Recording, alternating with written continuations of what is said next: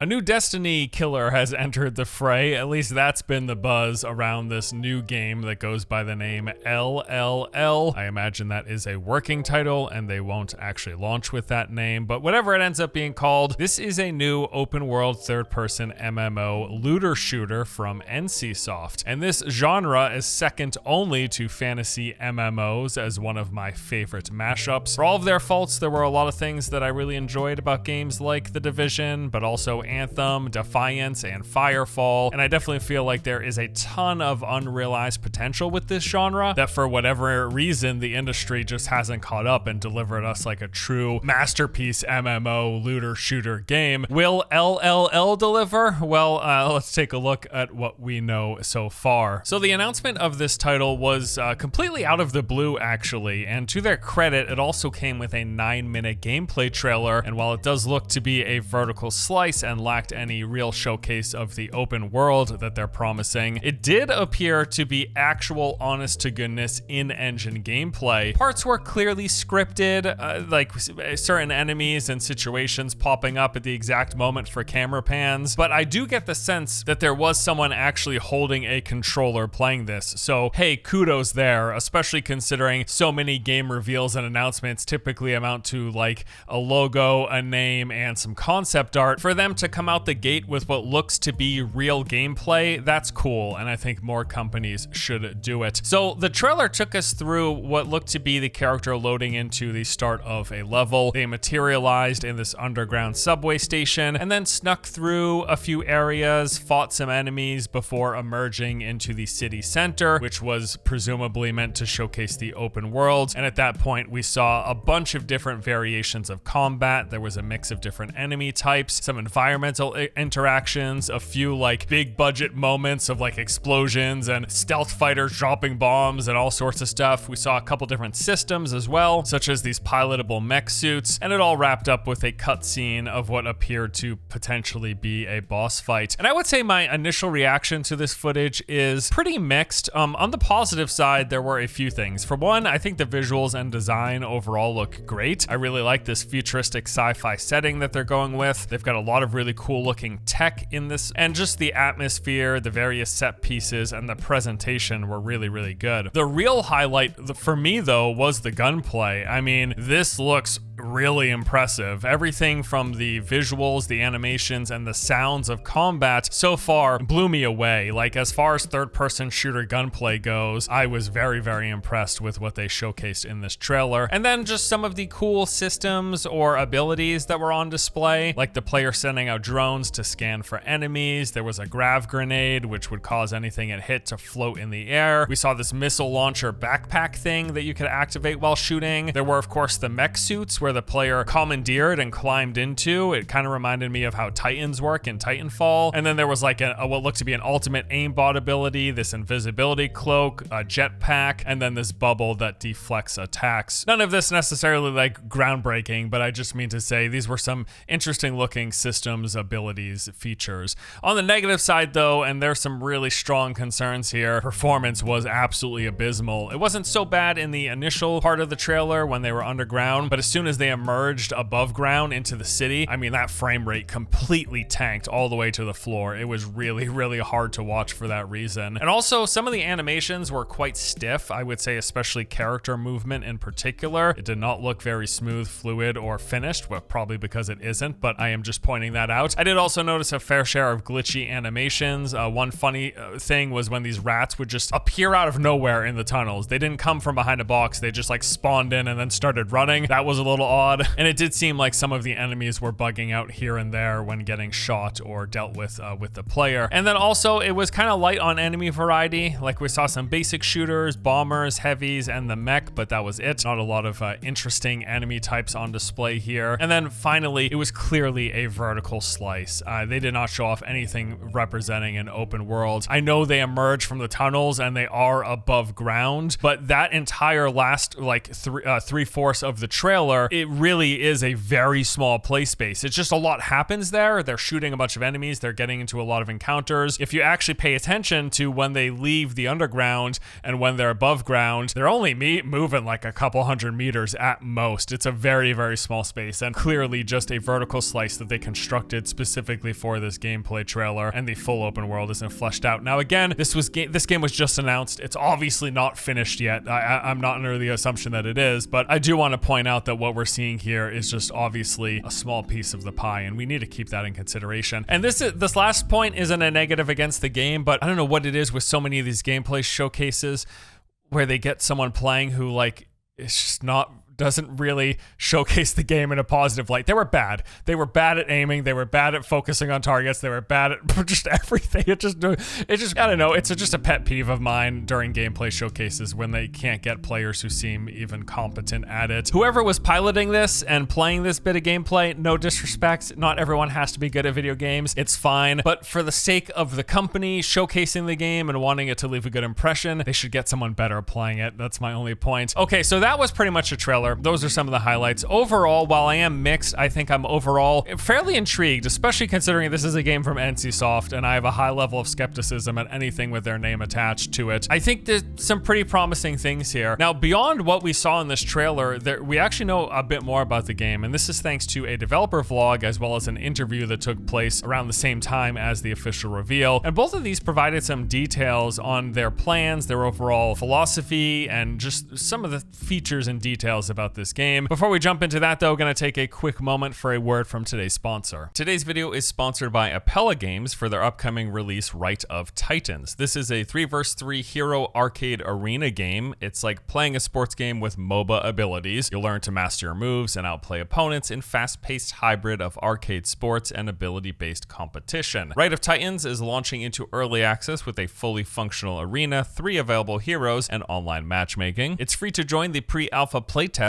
running on Friday, November 18th from 11 a.m. to 11 p.m. Eastern, and the game will be free to play when it fully releases in approximately 6 months. Current plans for the full release version include an additional arena map, equipment and inventory system, player accounts and progression, skins and consumables, new heroes, and more. If you're interested, you can check out Right of Titans now on Steam. To request early access, go to the Steam page and click Join the Right of Titans playtest. The devs will be granting access manually to everyone. You can also check out their Discord server for a direct line of communication with the team. Okay, so now let's jump into the interview and the developer video. So first I want to look at the article. Now this was posted over on NCSoft's website where they sat down and interviewed the game's project lead, who shared some new details and just the general philosophy behind the game and what they're planning on doing. He opened up by discussing what players should expect from the game in general, saying, "I believe many will be surprised or find it interesting that NC is shipping a shooting game. There will also be some who doubt our ability to do it right. I would say the biggest problem with NC in general when their name is attached to the game isn't their ability to make a game that people enjoy spending time with, that people enjoy playing. Really, a lot of it comes down to how they inevitably monetize games that they have full control of, and they kind of just drive what could potentially be something good into the ground just on that aspect alone." He then went on to say, "We wanted to create a new genre that is completely different from the recently popular looter shooter or battle royales. We want to create a new market that is exclusive to NC with a new IP that incorporates the keywords shooter, MMO, and open world."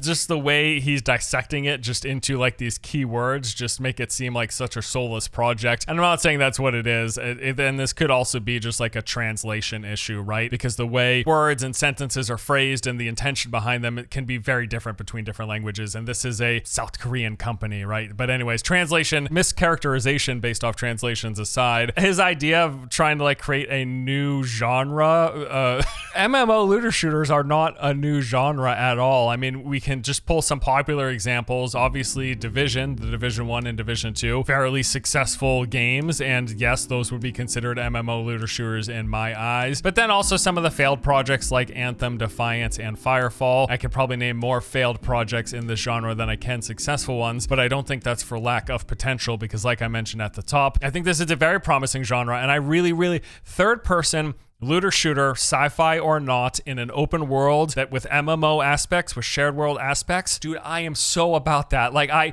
absolutely gush over this. Like I said, I really liked things about Defiance and about Firefall, and those games failed. Same thing with Anthem. There was stuff about it that I really liked. So I really hope someone can deliver and actually make a really good one of these that ends up being successful. I'm not entirely convinced that NCSoft will be the company to do so, but I'm nevertheless interested and wanting to follow along development, which is part of the reason I'm even talking about this game and making this video. Okay, so in another part of the interview, he touched on the fact about what they're going to be doing to blend these shooter and MMO elements, saying the shooter genre is about understanding terrain and objects, choosing shelters, occupying the high ground, etc. How you understand and use three-dimensional space is a core part of the decision-making process. We want to create different types of play and experiences in which players either work together or compete against each other. And yeah, he's right. That is absolutely a part of shooters in general. It's also certainly a part of just MMOs, whether or not it's shooting or not, but searching for a line of sights and doing positioning and using the terrain, getting the high ground, all that sort of stuff, flanking your enemies. I think that is especially elevated in importance in a game like this with the shooting element, with just trying to line up shots, really. He really doesn't expand upon what they're doing to kind of utilize that here, but I do know that the game's gonna have things like multiple terrain paths in order to sneak up or get around enemies or get behind enemies, and they will be making much use of elevation as well. We know the game's going to have jetpacks, for example, which will just allow you at any point, with whatever restrictions the jetpacks have, be a cooldown resource, how much you can use it to get around and above things as well. So that's pretty cool. I like to see that. And I loved the jetpack stuff that we saw as well in Firefall, and the gliding system that they had in that game was really cool.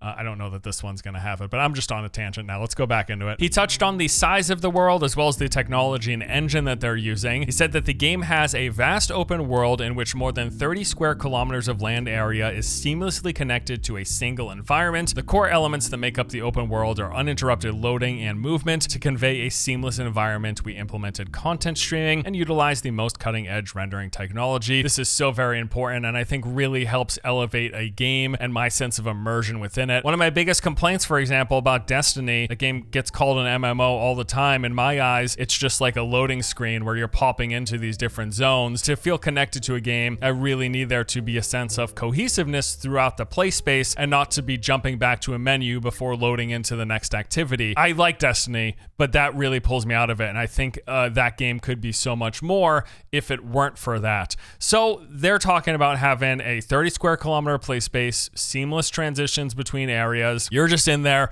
and you're not dealing with loading screens. I love that.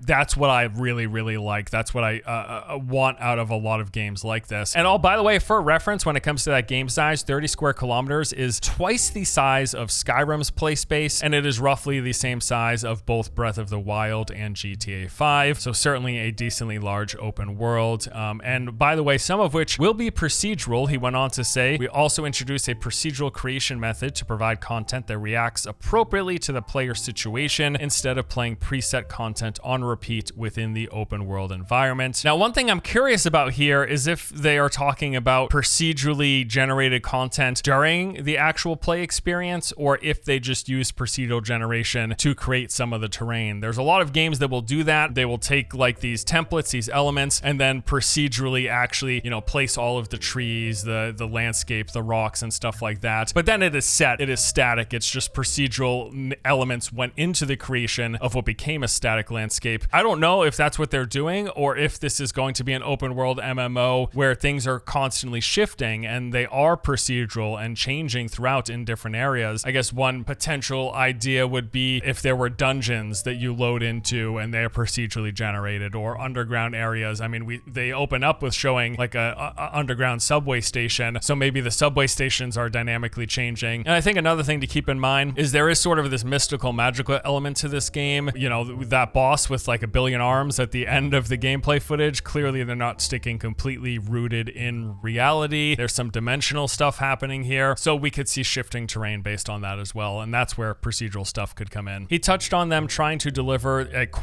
high quality shooter by saying, we made the shooting animations more realistic by utilizing motion capture to convey a feeling of live action to the tactical movements, and we tried to secure a realistic sense of hitting by adding a separate tension to the animations of targets as they are hit. All of which is a way of saying they're trying to make the gameplay look and feel good, and I really think that they've delivered just on that gameplay trailer alone. I mean, just judging off that, that's not the final product, and it's not the same as actually playing the game. You can tell from trailers a lot of times if they're going in a good direction or not, and they definitely appear to be going in a good direction here. I do really like what we've seen. And he also touched a little bit on their like unique take on a sci-fi setting and what this world is built off of, saying this is a sci-fi game that falls under the subgenre of alternate history, combines a post-apocalyptic Seoul, South Korea with the 10th century Byzantine Empire and the 23rd century all blended together. And then also talked about the fact that this game is going to have a narrative story focused. There will be a main narrative. You are playing as a protagonist, and there are unique characters from all throughout history. And then one of the things that he touched on that I appreciated was the fact that they announced with showcasing a gameplay trailer. Of this, he said that they wanted to show off gameplay captured as is from start to finish without any artificial camera jumps or edits. Apart from the final scene, it showcases completely unaltered gameplay. Then went on to say, I think gamers these days are more interested in how a game actually plays than cinematic animations. That is 1000% the case. I don't care to see a cutscene cinematic of your game. I'm way more interested in gameplay. And he said that since this was the first reveal, they wanted to show the game without any exaggerations or polish, which I would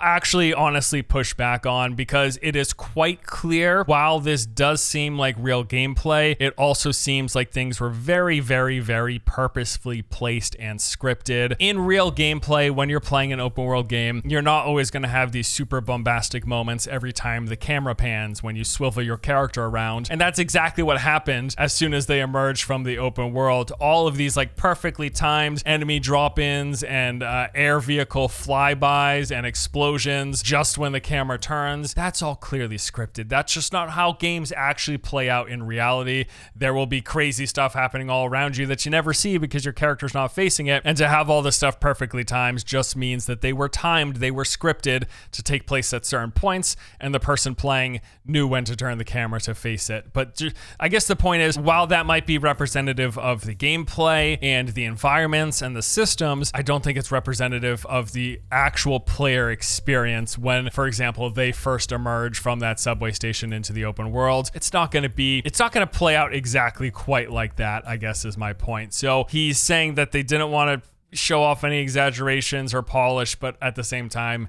there's clearly some exaggeration there, some separation from what would be the actual experience of people once we get our hands on the game. But regardless, as I said earlier, I am appreciative of a developer coming out and announcing a game with some gameplay, even if it is just a vertical slice, and even if it is a little scripted. It's nice to see some real gameplay. It's nice to see the game move in action. So yeah, there's a lot of promising stuff about this game so far. However, the elephant in the room is, of course, NCSoft. With anything from this company, you should approach it with a discerning eye. While they have made some really fun games, they just tend to lean very heavily into pay-to-win monetization with anything that they're developing in-house. It's a little bit of a different story when they are just publishing based off of Western-based developers. We can look at games like WildStar and Guild Wars 2. Those aren't, in my opinion, overly predatorily monetized. They're not pay-to-win games. Well, they weren't in WildStar's case. NCSoft is associated with some good high-quality games that people hold in high regard, but so much of what they do when they have direct input and control is just really ruin their games with really poor monetization setups. And I'm hoping that that's not the case here, but I'm not holding my breath. At the same time, I don't know how much it matters, because to me it's more important. Well, it does matter in the long run, but when it comes to my initial experience with the game, if this thing comes out and it does end up being like pay to win and poorly monetized, that would be unfortunate, but I can still probably get some enjoyment out of it. You know, it's not my ideal, but I'm just saying in the reality of NCSoft and their history with games, I don't think this is going to be a Destiny killer. I think we need to keep our expectations way lower than that. NC hasn't proven, again, with developing their own games, that they're capable of just delivering to that level, to a Destiny or a Destiny 2, or even to the games that they publish that other developers make, like a Guild Wars 2 or WildStar. NC, on their own accord, within the past 10 to 15 years, they're just not making games that would justify calling an upcoming game of theirs a Destiny killer. Would I be happy to be pleasantly surprised? Of course. That's why it's called a pleasant surprise. That would be great. I'm just not expecting too much from this, but that doesn't mean that I'm not interested or not excited, because hey, I found enjoyment in Anthem. I found enjoyment in Defiance, and I found enjoyment in Firefall. And 2 of those games are dead. I think Defiance is still alive, but I don't know. That's also not a great game. I really like this genre. I think there's a lot of potential in it, and there are things about all of these games, even the bad ones, that I have fun with. My expectation is this may very well be the same if they don't hamstring it out the gate and make it completely pay to win. I could at least get some enjoyment out of it, and that's what we're here for with games, right? Trying to get some enjoyment and something to pass the time. That is it for me today. Thank you for watching this video. Hope you enjoyed it. We'll keep an eye on LLL. I hope they change their name. I saw some other names associated with this, like Encounter was one of them, I think. I don't know. LLL? You can't call it an LLL lol. All right. Thanks for watching, guys. Hope you enjoy. I'll see you.